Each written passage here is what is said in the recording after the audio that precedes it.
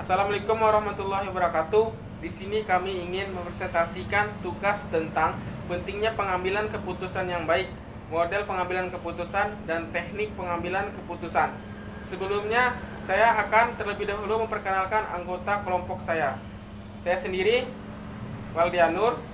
Saya Adam Patah. Saya Yarno Pranata. Saya Endiki Jurnaen.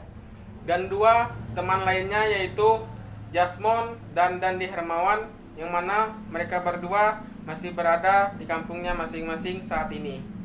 Sekarang kami akan memaparkan materi yang telah kami buat. Saya akan menjelaskan pentingnya pengambilan keputusan.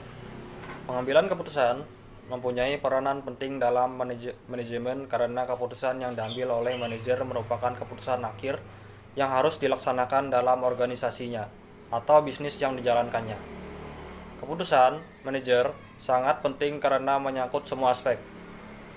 Kesalahan dalam mengambil keputusan bisa merugikan organisasi, mulai dari merusak nama baik organisasi atau perusahaan sampai pada kerugian uang. Maka, jelas sebab itu, manajer harus berhati-hati dalam mengambil keputusan. Baiklah, selanjutnya kita akan memasuki langkah dalam pengambilan keputusan. Yang pertama, identifikasi masalah dan ketidakjelasan. Misalnya, untuk meningkatkan pendapatan perusahaan, tentu saja kita ingin menaikkan harga jual dari produk yang kita punya. Jika berhasil, maka pendapatan akan naik. Tetapi, jika menyebabkan calon pelanggan tidak mau beli, maka malah menurunkan pendapatan. Yang kedua, mengumpulkan informasi yang ada. Kita bisa bertanya kepada sales apakah harga baru tersebut dapat diterima oleh pelanggan atau tidak dapat diterima oleh pelanggan. Kita juga perlu mengadakan survei pasar, apakah calon pelanggan kita bersedia membeli dengan harga baru tersebut. Kemudian poin yang ketiga dan sampai yang terakhir dijelaskan oleh rekan satu tim saya, yaitu Diki Julkarnain.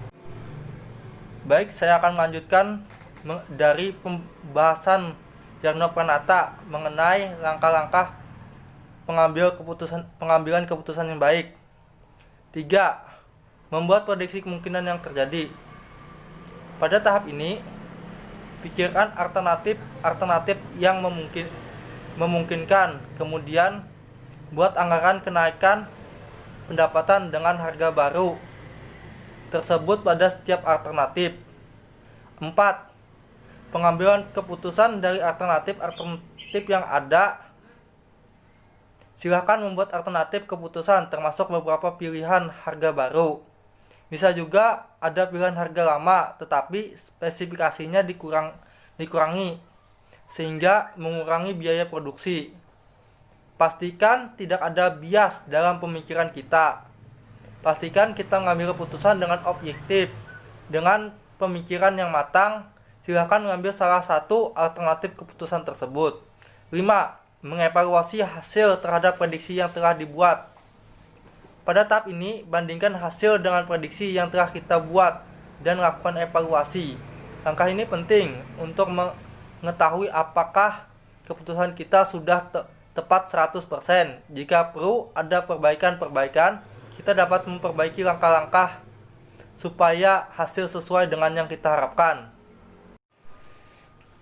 Baiklah, saya akan melanjutkan pemaparan dari rekan saya, Diki Julkarnain, tentang model. Model heuristik. Pada hakikatnya model ini berarti bahwa fakta-fakta internal yang terdapat dalam diri seseorang pengambil keputusan lebih berpengaruh daripada faktor-faktor eksternal. Dalam praktek model ini digunakan apabila pada para pengambil keputusan tidak tersedia kemampuan untuk memanfaatkan berbagai sumber organisasional untuk melakukan pengkajian yang sifatnya kuantitatif. Selanjutnya akan dipaparkan oleh rekan saya, Dandi Hermawan. Terima kasih. Oke teman-teman, di sini saya akan menjelaskan materi tentang teknik yang kami gunakan dalam pengambilan keputusan, yaitu teknik brainstorming. Teknik ini bermanfaat dalam pembentukan persepsi yang tepat tentang hakikat situasi problematik yang dihadapi. Manfaat terbesar dari penggunaan teknik ini adalah bahwa mereka yang terlibat dalam pelaksanaan sesuatu keputusan sudah sejak dini dilibatkan dalam pengambilannya. Terima kasih. Tentang teknik Delphi. Teknik Delphi adalah metode yang banyak digunakan dan diterima untuk mengumpulkan data dari responden dalam domain penelitian mereka. Teknik ini dirancang sebagai proses komunikasi kelompok yang bertujuan untuk mencapai konvergensi pendapat tentang isu-isu nyata. Proses Delphi telah digunakan di berbagai bidang studi seperti perencanaan program, penilaian asesmen, penentuan kebijakan, dan pemanfaatan sumber daya untuk mengembangkan berbagai alternatif, menjelajahi atau mengekspos yang mendasari asumsi, serta berkolerasi penilaian pada suatu topik yang mencakup berbagai disiplin ilmu. Teknik Delphi cocok sebagai metode untuk pembangunan konsensus dengan menggunakan serangkaian kuesioner dikirimkan menggunakan beberapa iterasi untuk mengumpulkan data panel dari subjek yang dipilih. Terima kasih. Studi kasus. Pemilihan tipe agroindustri yang memiliki prospek cerah jika dikembangkan. Dalam kasus ini, terdapat 4 pengambilan keputusan yang terdiri dari manajer pengembangan bisnis, manajer marketing, pakar agroindustri, dan pakar dalam bisnis development. Dari proses brainstorming diperoleh 16 alternatif kriteria. Ke-16 alternatif hasil proses brainstorming yaitu bisa dilihat dari gambar ini. Ya, kemudian masing-masing pengambil keputusan menilai secara komprehensif ke-16 alternatif tersebut dengan metode penilaian dengan skala 1 sampai 6. Nilai preferensi yang diberikan masing-masing pengambil keputusan terdapat alternatif dapat dilihat pada tabel di bawah ini.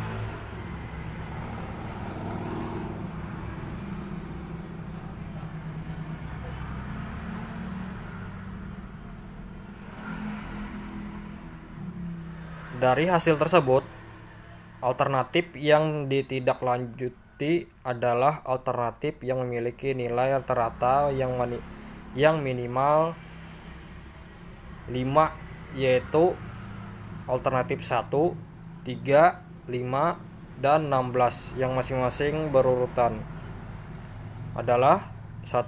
Industri produk susu, 2. Industri pengolahan ikan, 3. Industri kelapa sawit, 4. Industri kayu. Sekian dari kami. Wassalamualaikum warahmatullahi wabarakatuh.